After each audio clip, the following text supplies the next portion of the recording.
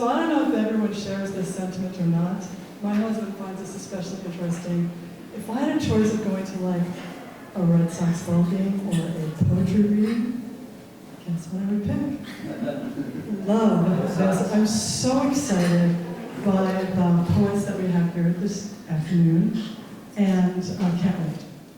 So I do have to start by announcing our sponsors, which we're very grateful to. So Burlington City Arts, Fletcher Free Library, Hanson and Doremus, Media Factory, Phoenix Books, Palmer Real Estate, UVM Humanities, Vermont Arts Council, and Vermont Humanities. So without them, we would not be here.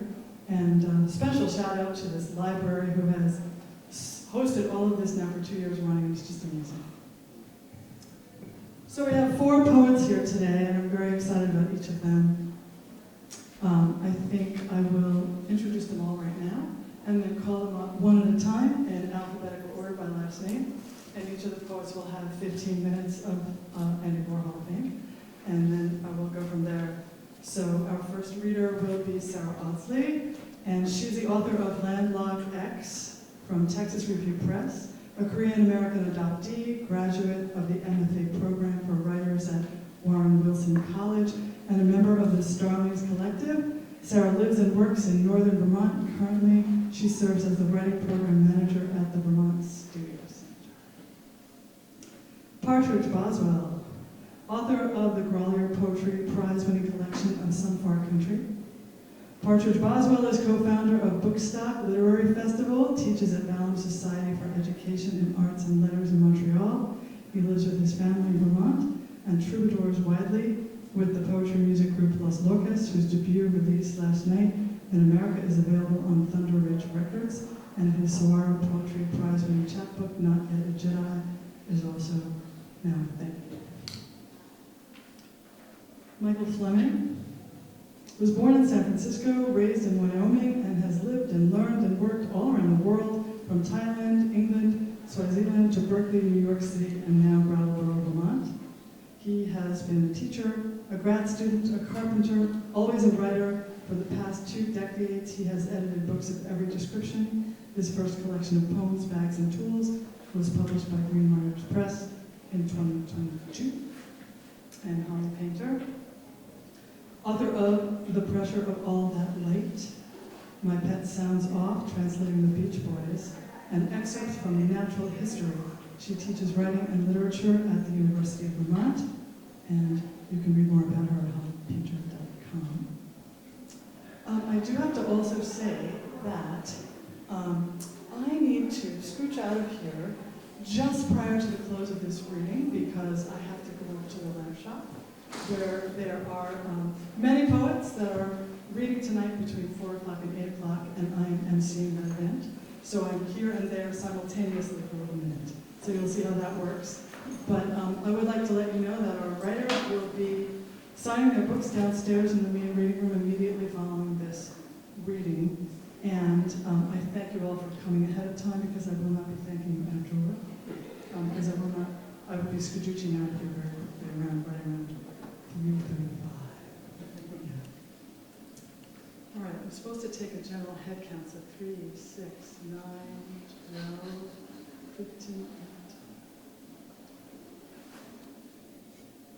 Thank you. All right, so first up, I would like to welcome Sarah. Come on.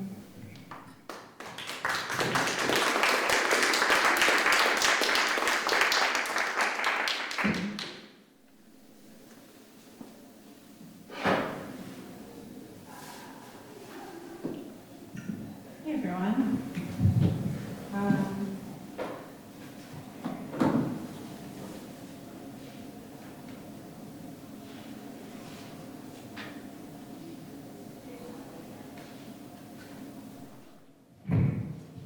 Thanks so much for coming out. My name is Sarah Audsley. I use she, her pronouns.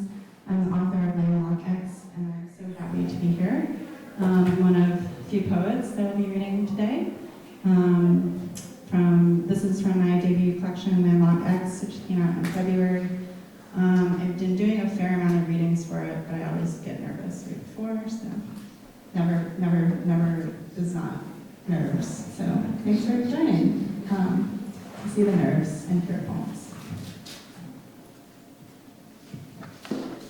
Letter to the woman on the plane. You, who transported X number of small, squirming packages from one country to another, of course, only remember me. I was delightful. I did not holler the whole way on that long flight. I let you sleep, although refused the bottle.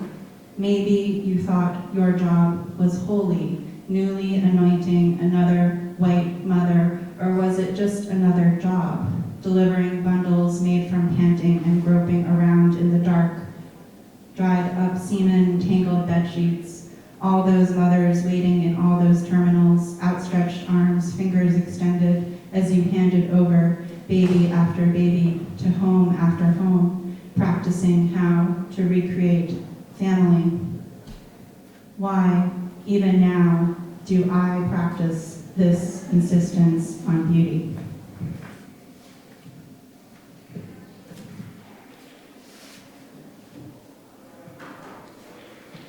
I grew up in Woodstock, Vermont, and this poem is grounded in childhood memory. I also grew up with a little bit of farming background, so you'll hear that in the poem. It's called Swarm.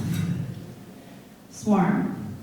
I left him standing there by a decaying log, mouth agape, no sound, still and shocked by the swarm of angry wasps propelling themselves out of the nest we'd hit with our bikes under the spruce on the east end of the property. It was a sun that slanted long and low at the edge of the pines. It was a soft breeze lifting the scent of grass just mowed, drying in the distant field, waiting to be bound, made into rectangles, stacked. What can I do but pedal away faster? I don't look back, not once. You've got to make hay when the sun shines, say the old timers. I make the hay sway. I make the wasps retreat back to their nest, or I make him cry and wail. Rock beats scissors, scissors beats paper, paper beats rock. I let wasps beat up my little brother because I don't pull him away. I don't yell, pick up your bike, run. My lungs load with panic, no release, because I don't take his chubby hands, run with him towards the house to the stone steps, don't implore him to save himself. I see his face, still puffy.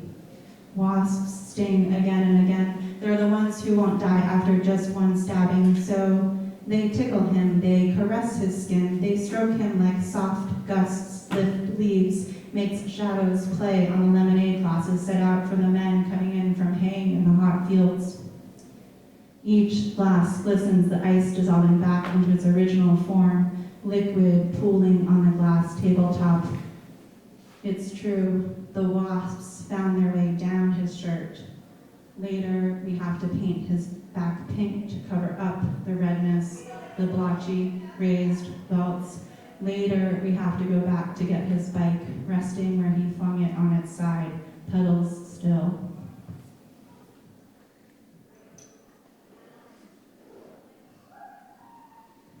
My brother's okay.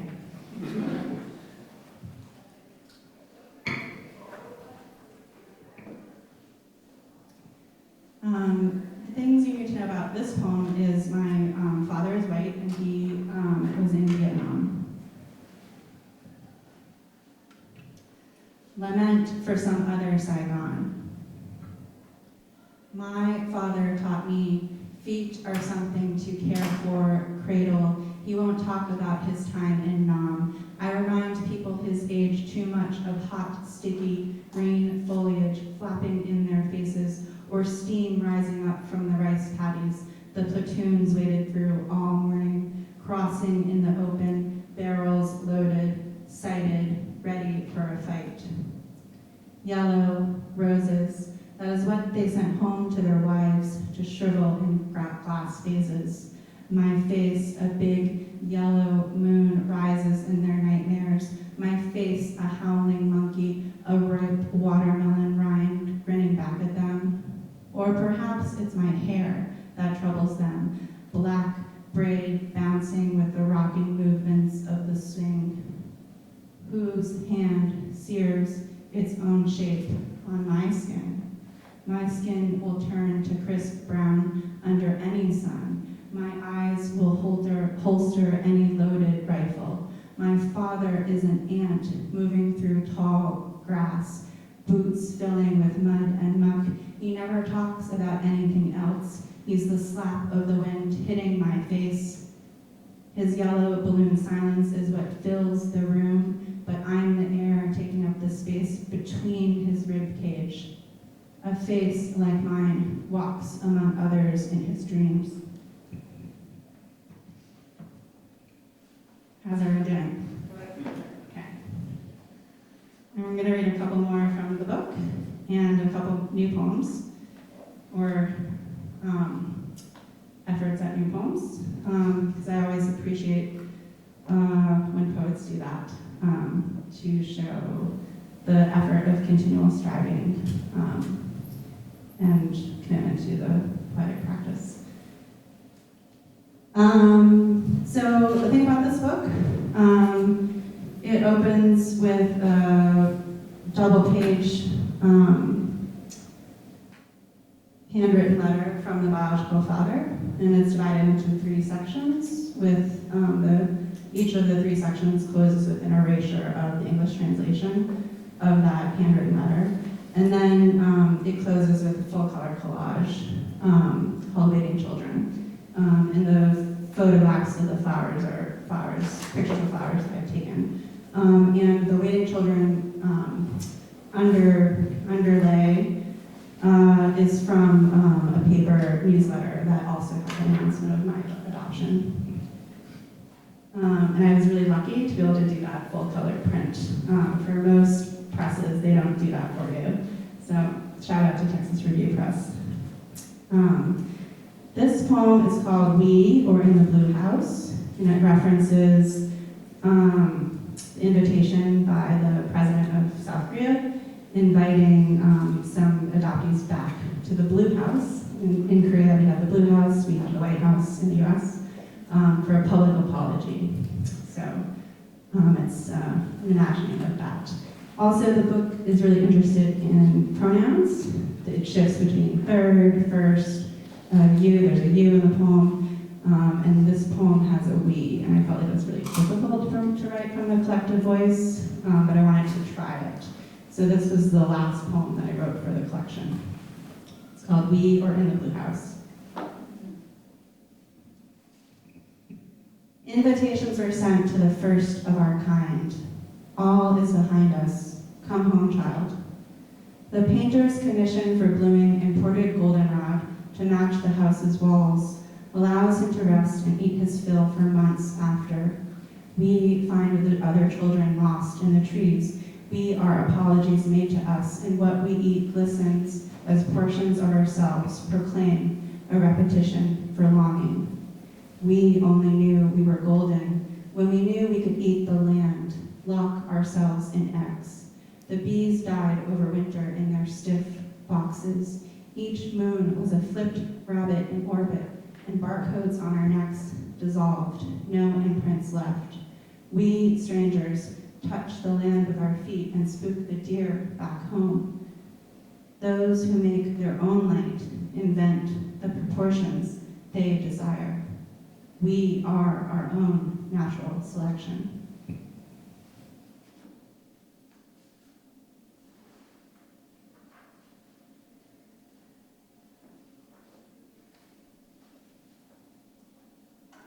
All right.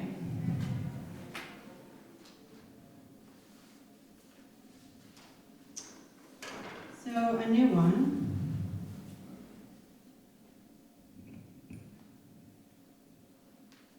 Which will be out this fall in Agni in their online folio for Asian diaspora writers.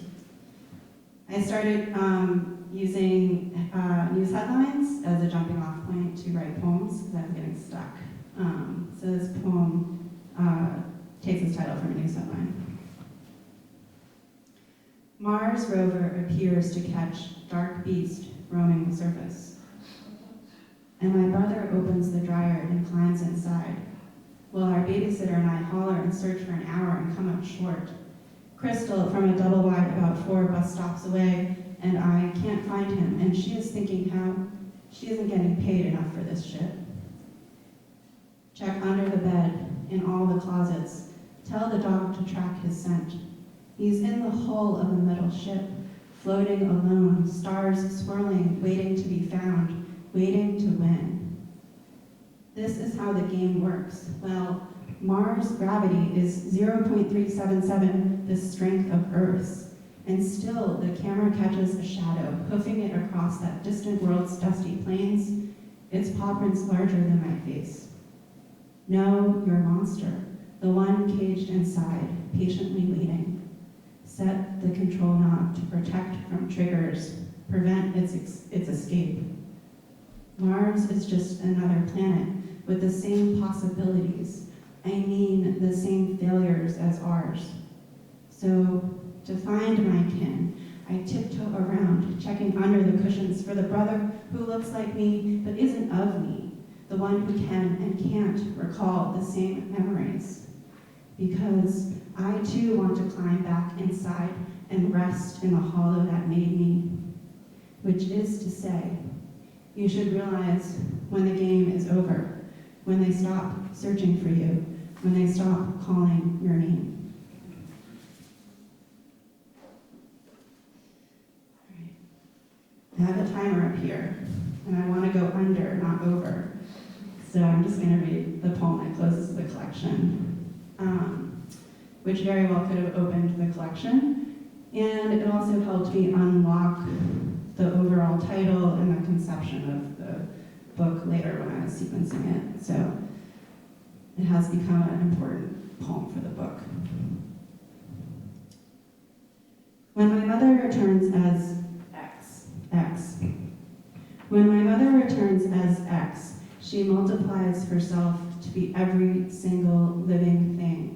A cloud of butterflies, 6 calves grazing in a field beyond the pines, grass bending to the wind's steady pressure. She's a swarm of bees seeking the dust of golden pollen hidden in the cups of poppies. She's an X, marks the spot where she made me, the hand that never fed me, imprinting my DNA a second time. She's a white moon tipped over, brimming with milk for a body that's not there. She multiplies herself to be every form, the breeze lifting the white curtain, a pink silver-edged cloud expanding, the night coming on. When my mother returns, she is the bitter in my mouth I can't dilute. She swells inside. She's the branch from which birds will never fly. Thanks, everyone.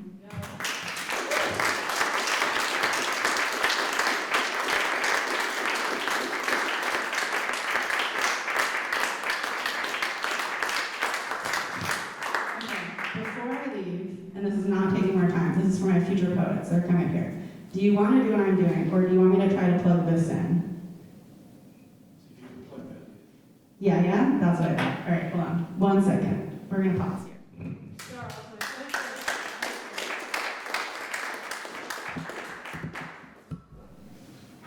Let's just try it, because That one has a little feedback, yeah. oh, does it? Well, I think it might be better this one. No, Sorry. Anyway, Partridge, Boswell, you're up next. I just want to see if it will work. I think I will. Seamless segue here.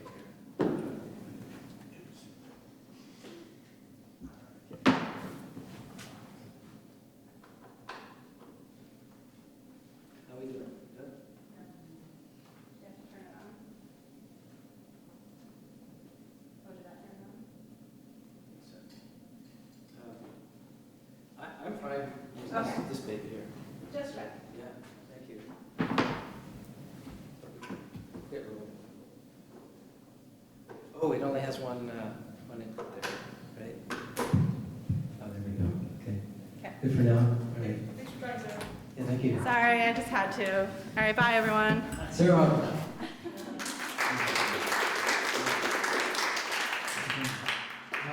Gosh, thanks, Elaine, and all the volunteers who made this happen. It's a fantastic event, and thank you, all of you, for being here and for listening. I am, speaking of Texas presses, I'm going to be giving you some poems from this brand new chapbook, Not Yet a Jedi, which is published by Callisto Gaia Press, based in Austin, Texas. And I did just read that Texas has banned more books than any state in the country. So I'm really looking forward to going to Austin and reading this, and maybe do a whole Texas tour. And hopefully they will ban it. Forward to that. Okay, we'll start off with one that I had the pleasure of playing downstairs, if you happen through the book vendors there. But I obviously won't use a guitar this time, so you can hear the music of the poem itself. And for any of you who remember Evel Knievel, that might have a certain resonance, I'd like to say that's where all the nonsense started. Papa Wheelie. From oil-dank bowels of a nightmare garage, you ride benighted. Saturday morning's acolyte, sleep-dazed but aright. Straight for the ramp you built last night in your driveway. In homage to the great adrenaline-hazed Evel Knievel, archetype for every danger boy and boneheaded troglodyte bent on a bright schematic. Vying to break more bones than a Guinness World Record, flying prone over cars, buses, lions, fountains, sharks, canyons, rattlesnakes, before the neighborhood wakes. Topping the slope, you rev your banana bike and pedal hard on the approach, past a hushed gang of squirrels and robins holding their breath, half hoping this levitation will and won't be your last. Did he always wear stars and stripes? Was his helmet screwed on tight? Will his next attempt be televised? If he succeeds and fails, yet again to reach the light. Devil dared and fair warned you, rocket as advertised off a wood plank, sailing headlong over flames Coliseum, into your first kiss and beer and Eucharist, your first dorm room farewell and first rock concert at the Orpheum, your body's first chemistry experiments, and first storm of contrite indignation shadowing your first arrest, your firstborn silence like a warm ghost, your island that formed in a widening ocean when your first greyhound pulled away from the curb, taking a friend more than a friend, inevitable as the first long gaze that followed, soaring through every stunt since, angling for the abyss, realizing too late your trajectory is off by an inch. And this is going to hurt. You brace yourself for that embrace.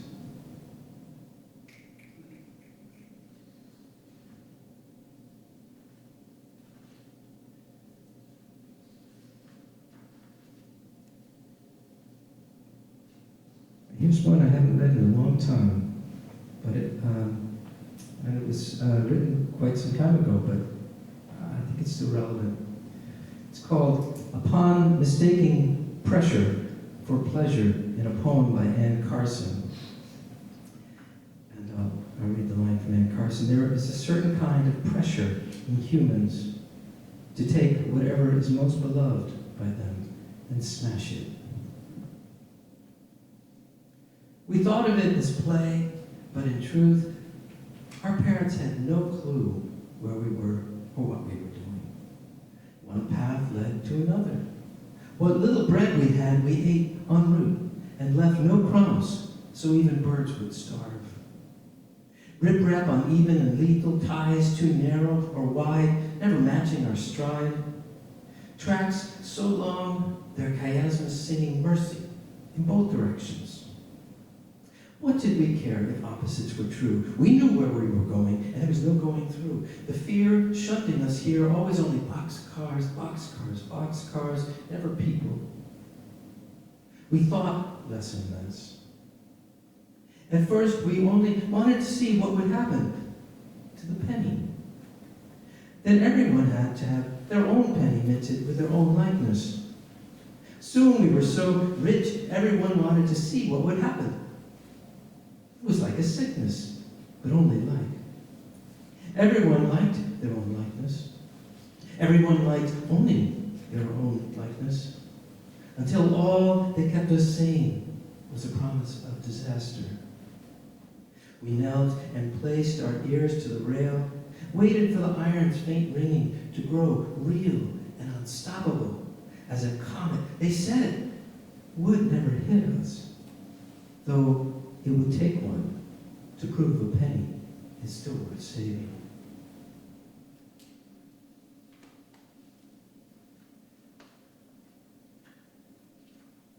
Let's see here.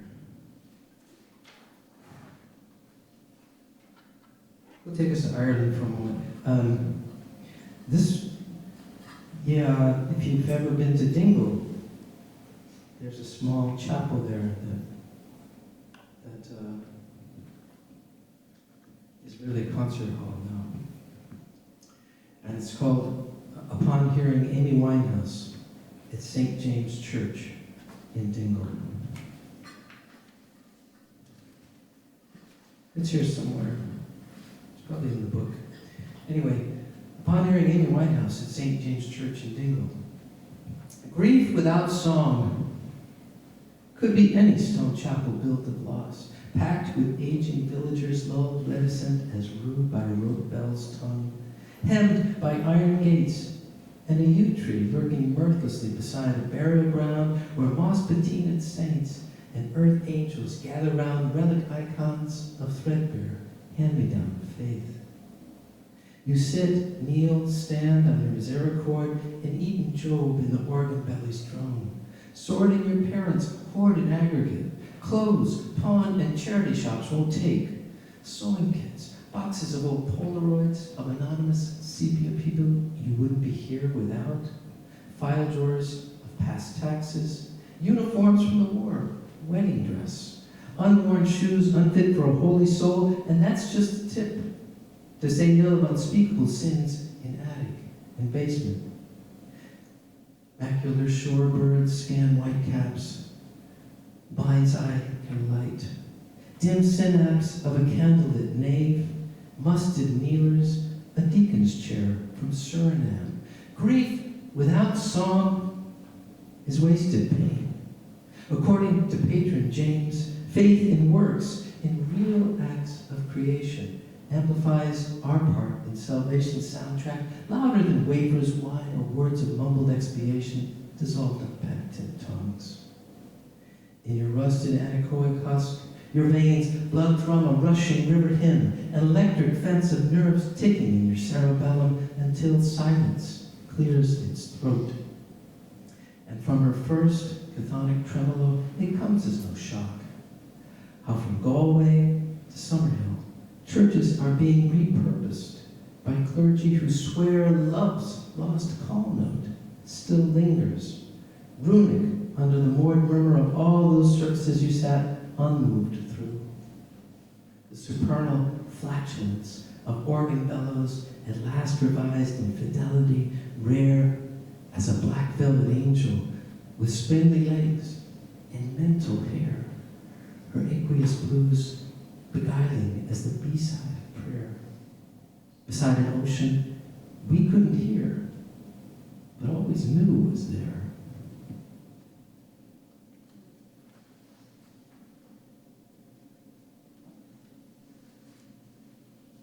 I should probably read the title track, shouldn't I? And if you want, you can imagine this in Master Yoda's voice. Not yet a Jedi. So certain are you, and yet still work to be done there is. yet thanked your mother for being her son you've not. Not yet a Wookiee found you can trust, nor yet a millennial falcon fired up, nor the leap to lightspeed made, nor your lightsaber switched to stun. Not yet a star discovered that bled or crushed not anyone from the inside out. Not yet your father's darkness forced onto the couch. Not yet the workforce vetted for like-minded freedom fighters, traitors and insurgents. Not yet Foo Fighters heard live, nor washed the whites of their eyes to see. Luminous beings are we. Not yet baptized by the taste of Mama's manna fried. Not yet teleported from the Starship Enterprise. Not yet crisscross applesauce singing small children's songs in a circle set.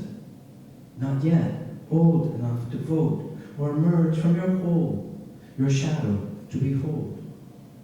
Yet a world without money or mirrors hung you've not, nor from your arms the glue and feathers washed. Especially to you, the second law of thermodynamics applies. Yet accepted you have not. When 900 years you reach, look this good, you will not.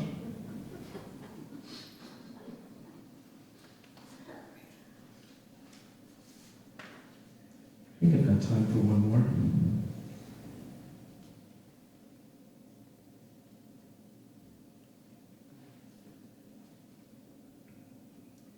All right, this is also in this new chapbook. And it's called Strike Anywhere. It starts innocently enough. Waiting for dinner to live up to the boast of its aroma. Teleportation, invisibility cloak, the ability to fly, our young waxman all but shouts. I'd have speed so fast I could turn back the clock, his brother sallies, sinking his mind's meteoric bearings now that he's off riddling. What about you, they ask. What superpower would you have? Russia, I tease, but they don't laugh and leave me crouched in a fetal ball beneath my school desk, ears cupped to muffle a siren's wail. Thumbs. I'd settle for thumbs, but they don't want to hear from Darwin or Nietzsche. They want my own real POV, an honest answer on a serious subject. I'm fumbling around in a box of blue-tip matches the gods let us steal as a consolation for celestial passion. The tip flares and the boys are my age. And I'm trying to parse for them wisdom from lies. What would do the most good and least harm? Saying sorry for all I felt and haven't said?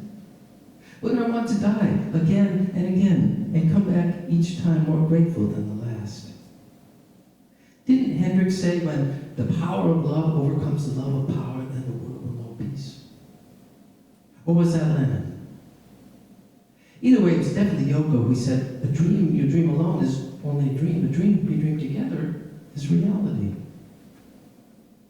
I could be Orpheus, able to warm the coldest stone with a few notes, to lift the lowest among us, or sing anyone down off their loftiest ledge with a hit so heart-rending it reminds us we were loved once, and we'll love again.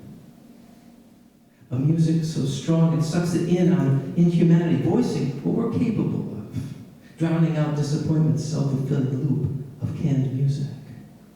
But which Orpheus? The one before or after he finds the minor key? Or after he's torn apart? I strike another match and light a candle. They're hungry, so we tuck it around the table, drawn by the surging urge Icarus felt as he soared toward the light that conjured us, our capes and masks draped over the backs of our chairs. Here we are. This is us. The tender, peppery leaves of rocket, croutons crispy yet soft. I know but don't say what power I wouldn't want to see into their future. Our hands are open and empty. Our plan is scrap of light we keep in our pocket. Which superpower? Here's a hint. There's only one. Thanks.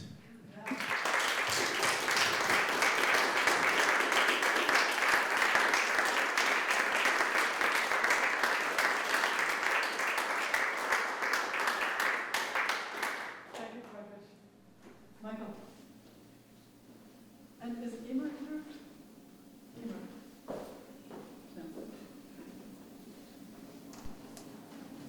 Can I do without this? Can you hear me without the mic? Much better.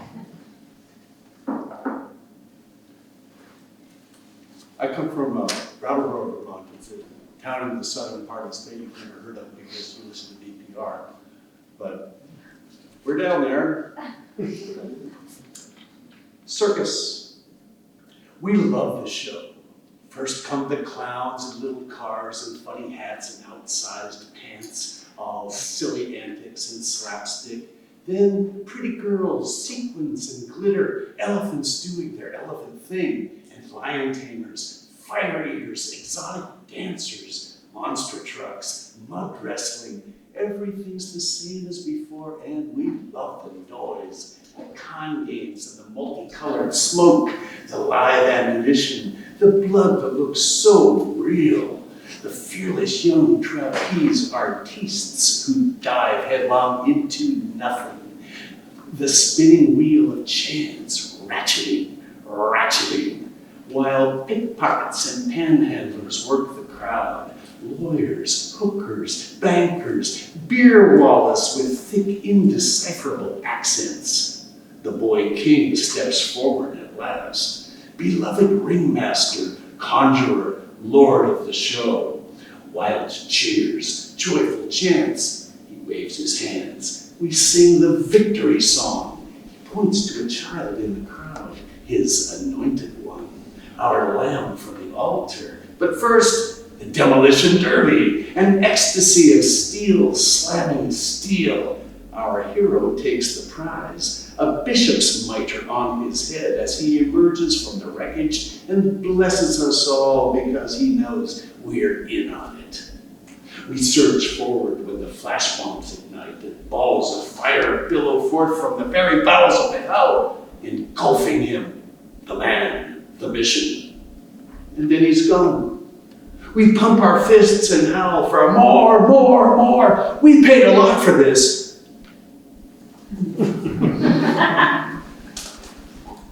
Quantum foam begins with a quotation from Katrina Miller, writing in the New York Times. She wrote, "The quantum foam of virtual particles that blip in and out of existence and prevent empty space from being truly empty." Quantum foam. Look closer, no, closer. Not your hand, not the color of your skin, and not the cells. Closer. Forget everything you were taught about molecules, atoms with their shells of whirling particles, the churn of things, not really things, where the universe tells its story beyond our words, beyond thinking, beyond metaphor, the breath of God, the stage where existence dances and sings.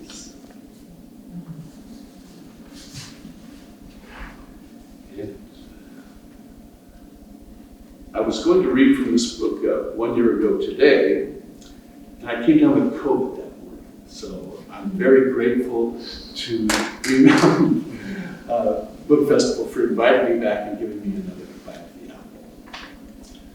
Casino. I hit the jackpot the night I met you. Hell, what did I know from jackpots? The game, the hard, hungry art of losing. I knew that much. If I was driven by the same neon dream as every other moth, what of it? Who doesn't want to win? In my trance of limitless blind desire and the love of oblivion, I heard the gods of chance murmuring, maybe next time, maybe next time, maybe next time. Numbers hardly mattered. And then they did. I should have expected the savage flashing red lights, the pratfalls of victory, klaxons and bells, Fat men in shades and ill-fitting suits too tight in the collar who came to me, a gaunt, furtive escapee caught in the spotlight glare of getting everything I wanted. Play me the blues. Play me the blues. Oh God, play me the blues and make it the slow kind. In from the long hall, the last of the light. Make it a blues that knows that I know. A little bit wrong, a little bit home, and give me the blues that earns a hard, righteous dollar and spends it because that's what dollars are for. Blues in the empty night, nothing to pretend, nothing left to hide. Give me last call blues, slow, grinding, come to Jesus. What the hell, blues about careless love and secrets. Blues that hurt just right. Hurt me here. If I fell for you, it wouldn't even matter, blues. Your tongue down my spine, blues. The body wants to feel something deep, something real. The blues is what the body wants. It wants to dance. It wants the pulse of blood and pain. It wants the blues.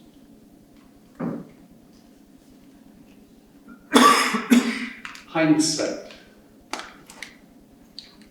I lost my journal once, maybe in an airport or on a train, back when I wrote myself, rejected every other way. I had consulted fortune tellers, written it down. I'd scribbled in tents high on mountains, distant beaches, recorded courtships, failures, theories of God. It all made no sense. Decades passed. And then my journal came back, dissected, sender unknown, each page annotated, densely edited, everything made right and correct. Spacewalk. A vacuum, they assured me, pushing me into the airlock, buckling on my bubble head. Just that one idea, nothing, the void, the great by and by. Then nothing turned out to be everything, and everything was music, swelling chords of darkness, piercing light, every star singing the song of fire.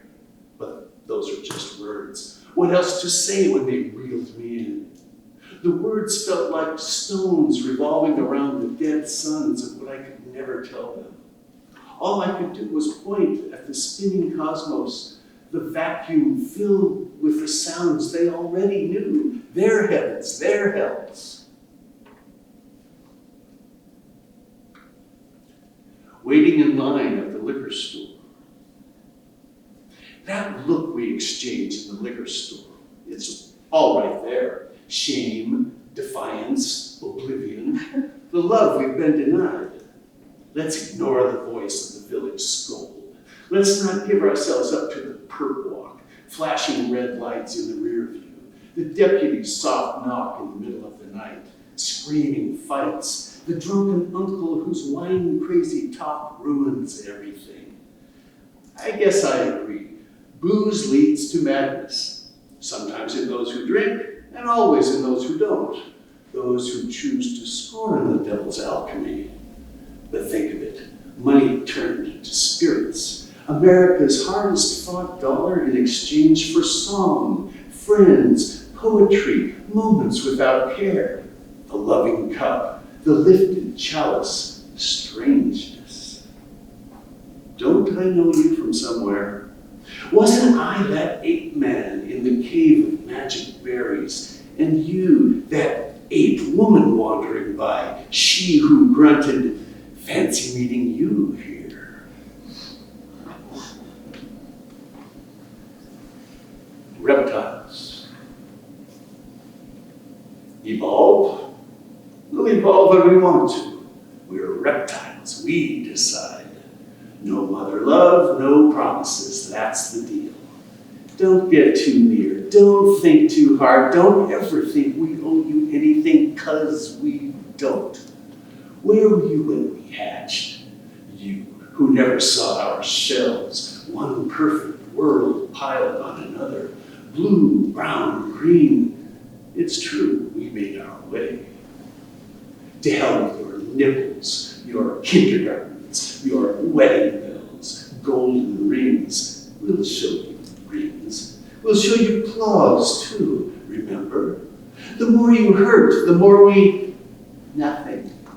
Go ahead, sing. We don't do music, don't do memories. Why, when we'll outlast you? We don't do fair, unfair. And we don't do thermostasis. Go ahead, cry. We're reptiles. We don't care.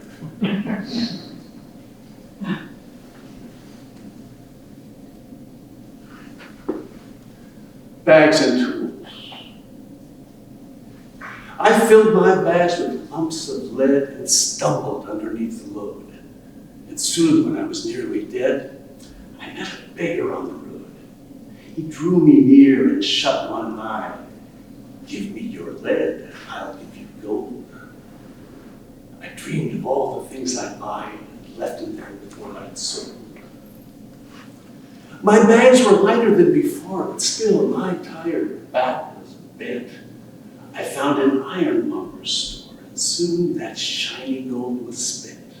And now at last I can begin. With iron tools of every kind, I'll dig a hole and throw them in and leave those bags and tools behind. Thank you.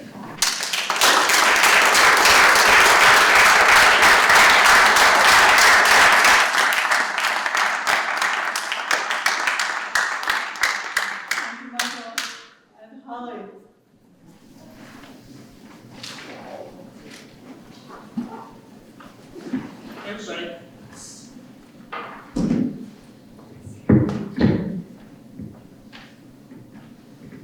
Hi, so I'm still feeling jazzed from the band book panel earlier. I don't know if anybody else went to that. Still feeling really jazzed. So I'm gonna read you a whole bunch of just like queer stuff, trans stuff. I feel like we should do that today, right? Okay. So, this is from my newest book, The Pressure of All That Light. Just got a lot of childhood nonsense. So I'm going to start with a conversation I had with my mother when I was about 7. It's called Peaches. Mom, what's the sex change? The wooden spoon slows in the pot. Hissing flecks of tomato soup fling themselves in my mother's hand. Where did you hear that? I'm returning from the pantry with peaches. Sunshine slices floating in a sea of syrup inside the aluminum can. At camp, some kid said I should get a sex change. My mother twists a knob beside the burner. The glowing spiral fades quickly to gray and appears cool. A sex change is when a man becomes a woman, or vice versa. I pick at the peach can label with a close-fit thumbnail. The edge accordions stuck fast with a strip of glue. How? My mother takes the can from me and slides a knife cleanly under the label, adding it to the pile she'll mail in to support my school. They have surgery, sometimes lots of surgeries. I drag my stool over to the can opener and let the magnet grab the can and spin it, wobbling like a warped record. Can kids do it?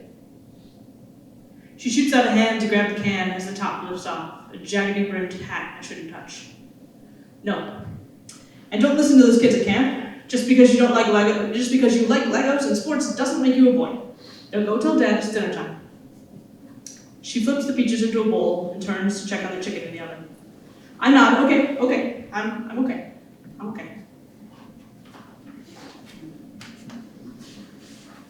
All right, so it's a good chipper start, right? I feel like I have to check in and be like, is everybody okay? That's what you did, right? Like, we all doing all right? Doing all right? Okay, this was called Field Trip. So, it's a Catholic girls' school that I went to for high school. Bus windows stutter open. Calves and thighs adhere to gray institutional vinyl. Squeals bounce. Dawson's Creek and Jay-Z and Who's That Switch U of D boy to prom. Our teacher stands, grabs hold of a seat as we lurch through the parking lot. Girls, quiet down! That lasts 2 minutes.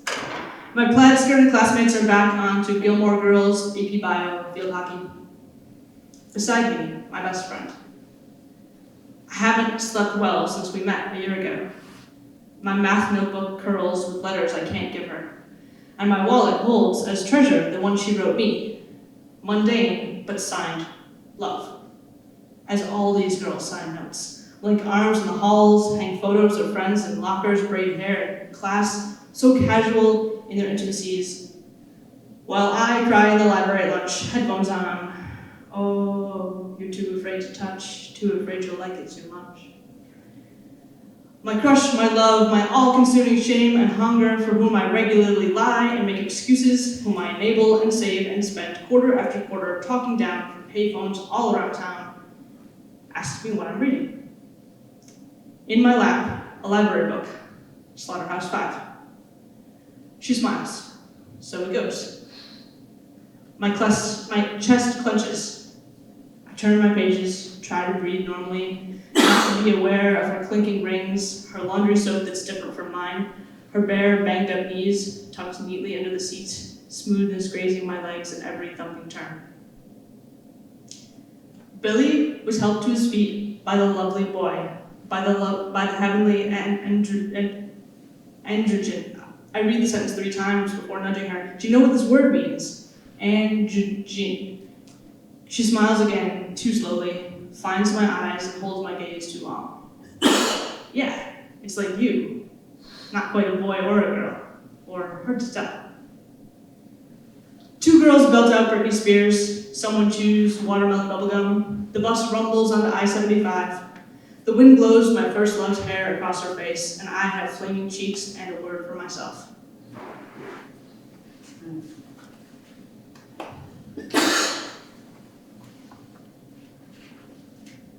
So I teach at UVM, and I teach a lot of first-year classes. And I wrote this poem. I wasn't a college freshman. I was a little bit older, but I was looking back on the experience of being in your first year of college. And so I call this Apologetics of a College Freshman. To the termites of the last empire, sorry, but we chew our own now.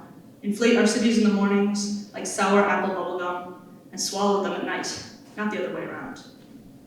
To the tobacconists of the old century, sorry, but we roll our own now. Stash mom and dad in the Christmas cupboard and take them out to wrap around boxes, crease their edges and clear the excess, while mom's still flatly nattering away. To the factory farmers of yesteryear, sorry, but we grow our own now. Sprinkle seeds in classroom plumbing. Children sprout from the walls, absorb their math and science, and then we pluck them and send them to college in bases. To the bankers of ages past, sorry, but we save our own now. Drop kisses in jam jars with buttons and cursing coins and wishes, and every extra Sunday we save to the end of our days and then spent. To the gods of a time gone by, sorry, but we are our own now. Mothers, fathers, devils, angels, prophets, priests, chosen people. And if we seem a touch surreal, well, let's be honest, so were you. I knew everything when I was a college freshman. Actually, no, I didn't. So this next poem, it's about when I went to college, I dated a woman who had come out to her family and been brought out of her house, and ended up living in squats and on the street for several years after. And for those who don't know, 40% of homeless youth are queer. And so this was my first girlfriend, and at one point while we were together, she started doing erotic dancing at a local place in Los Angeles where we lived, and I'm the author, so this is about me. I was ill-equipped to deal with all of this, and I didn't handle it very well. And so, in answer to Partridge's question, my superpower would probably be to forget all of these moments, but since I can't, I've written a poem about it, and I'm going to share it with you. It's called The Only Shame. We drenched ourselves once in a field in Nebraska, pushed each other down in the rain, peeled our shirts, peeled our mouths from each other's nipples. That's 2 rings. They appreciate the symmetry, these strangers with their damp dollar bills. In those boots, you're 6'2" with a pierced up face, bush shaved so they ache for your sandpaper grace. 'Cause now you've got yourself a smooth bowl, slather it with sweat, with spit, with any wet, they like it wet. Mounted like the lamppost at 4th and Main, where we played hacky sack pretended not to notice each other. The manager told you only topless, and you told me only this once, and he lied, and you lied, and now I'm parked outside, watching the night trains, engines welded cold to sirens, wishing myself into their carbon guts to wake up charred and crisp and free in any town where you aren't. Plastic orchid, translucent beside those neighborhood girls, I'm out of breath just sitting here while you're in there, and the manager taps on my window. You should love her better, he says. You cry because I cry, but this is only a lonely nighttime pickup game, a hot-lit hallucination, and the only shame is not loving you enough.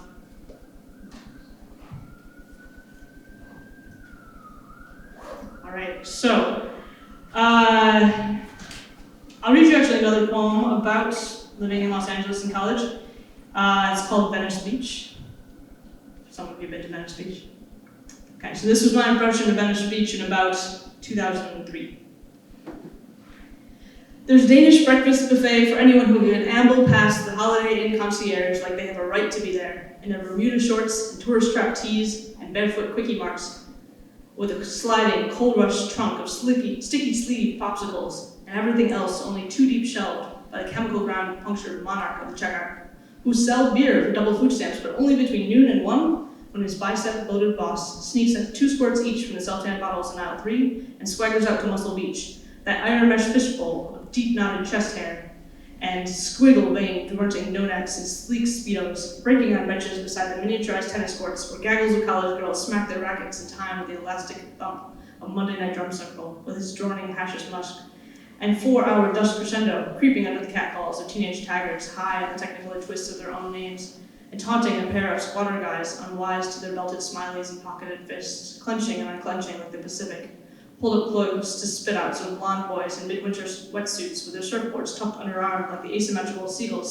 sifting through styrofoam trash for scraps of carnival food discarded by boardwalkers, gawking at a sword-swallowing skater with a scaly sand dragon resculpted daily with shovel and spoon by a bronze-tanned man who begins before the first podcast strap jogger, before the caricature artists arrive with the wobbly tabletop shops, before the beach police microphone sounds as good morning and homeless kids wake between volleyball nets where the beach sweeper doesn't go.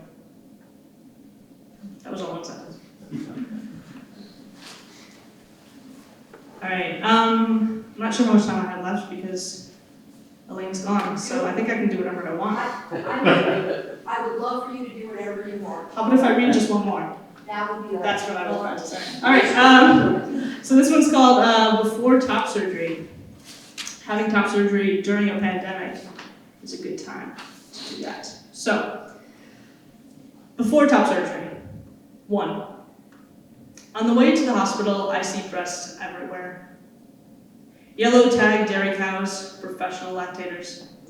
Sagging barns beside red-topped grain silos. Murmurations of sparrows blobbing and dispersing over the Catskills foothills.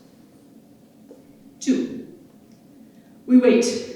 Masks and distance in the mid-December soundscape of Frank Sinatra and Mariah Carey. Tap at the Times crossword, take turns visiting the gift shop. Scan the wall of last millennium's donors. Share selfies the kids took yesterday. 3. The sleep is in my arm now, and I'm sarcophagused in toasty blankets. The surgeon's been in. I stood like a Renaissance Jesus, palms up, gown shrugged off to my elbows as she marked up my torso like a new play for the offensive line. When I wake, I will be a mismatched children's puzzle. Giraffe on the top, lion on the bottom. As if men and women were ever really different species and not variations on the same theme of salty carbs and worrying and walks around the block just to see if anything's different today. The neighbor's pinecone wreath, tiny icicles on the mailbox, dark-eyed junco with the feeder, fat with feathers, and the dream of sunflowers. Thank you.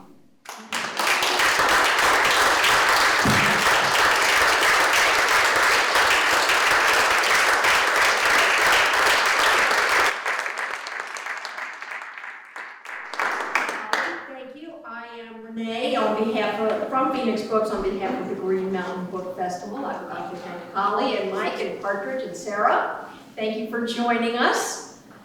On to the next thing at 4 o'clock.